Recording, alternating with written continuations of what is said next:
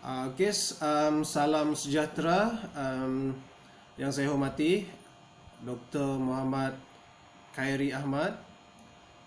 Saya Lorenza Anak John, nombor metrik 276516. Okey, saya akan membentangkan hasil tugasan yang telah kami siapkan. Sebelum itu, izinkan saya memperkenalkan ahli-ahli kumpulan kami yang terdiri daripada 3 orang ahli, iaitu Diana Jane Ferreira, anak perempuan Richard Ferreira, Muhammad Firdaus bin Ghazali, dan juga saya sendiri, Lorenza Anak John. Okey, di dalam tugasan kumpulan ini, kumpulan kami telah memilih topik berkenaan dengan komunikasi media massa. Dan kumpulan kami juga telah memilih organisasi berkaitan kerajaan dalam tugasan ini, iaitu Suruhanjaya Komunikasi dan Multimedia Malaysia ataupun SKMM.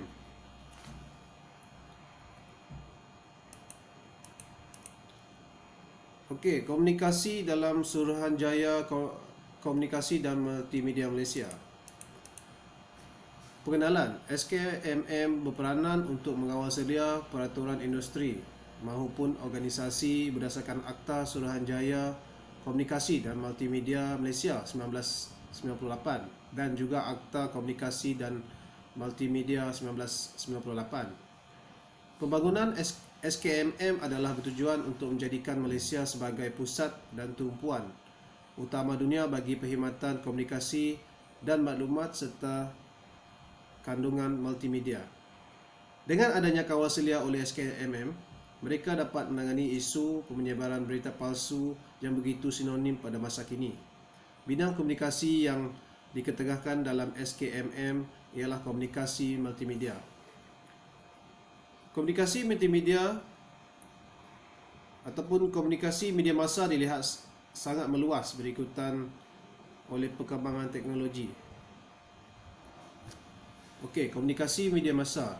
Satu bentuk kemajuan teknologi dalam bidang informasi dan komunikasi, merupakan pengganda besar maklumat dan berupaya membentuk satu jaringan maupun saluran untuk menyebarkan maklumat.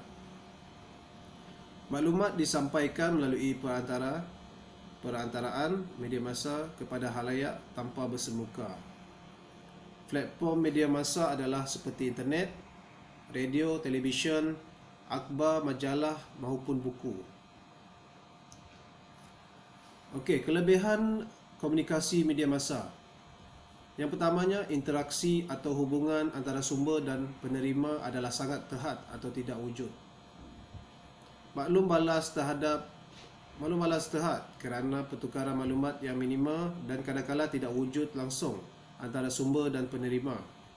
Mesej dihantar melalui perantara media, dibentuk dan dicorak dan oleh profesional yang bekerja dalam organisasi media tersebut.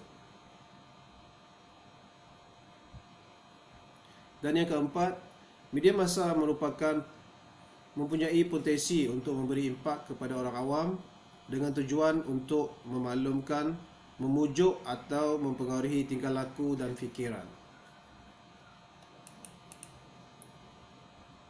Okey, amalan komunikasi media massa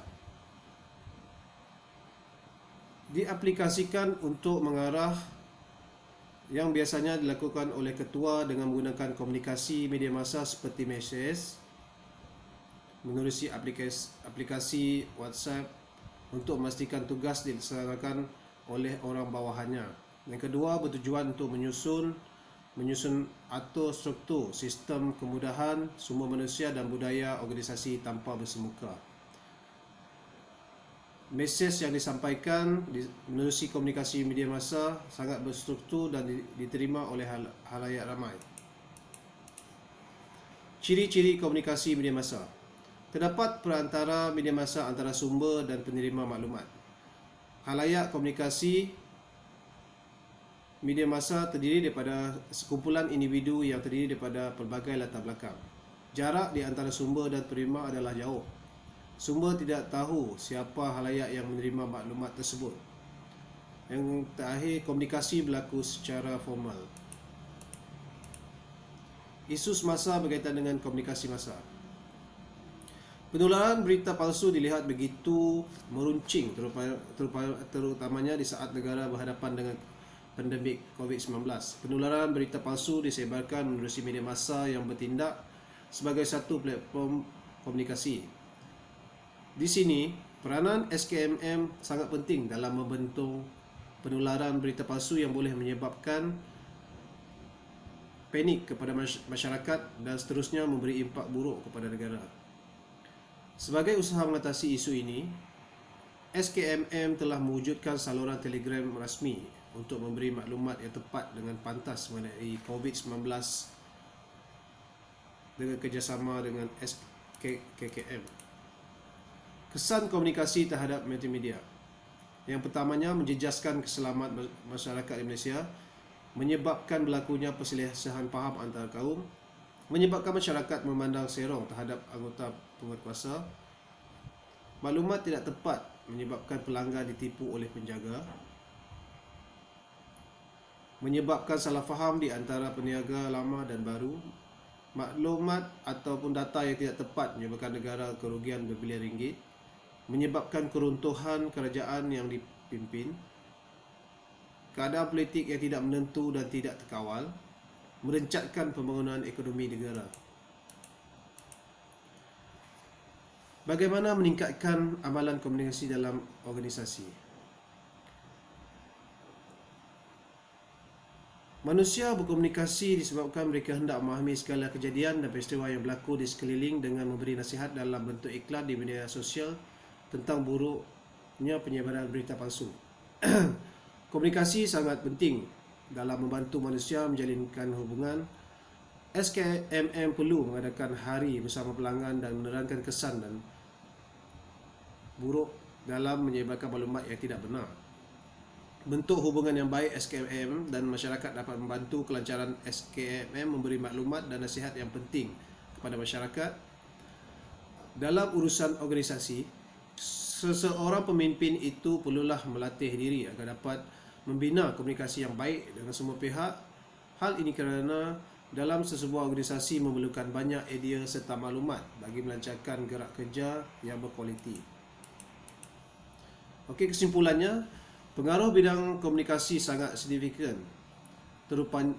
terutamanya media massa, kerana dunia tanpa sempadan menyebabkan segala perkara, terutamanya penyebaran maklumat berlaku begitu pantas seperti kelajuan angin. Oleh itu, menjadi tanggungjawab SKMM untuk mengatasi isu tersebut untuk mengelakkan berlakunya kekeliruan dan ancaman. SKMM perlu terus komited dalam mempergiatkan usaha penguatkuasaan dalam pengawal penularan berita palsu.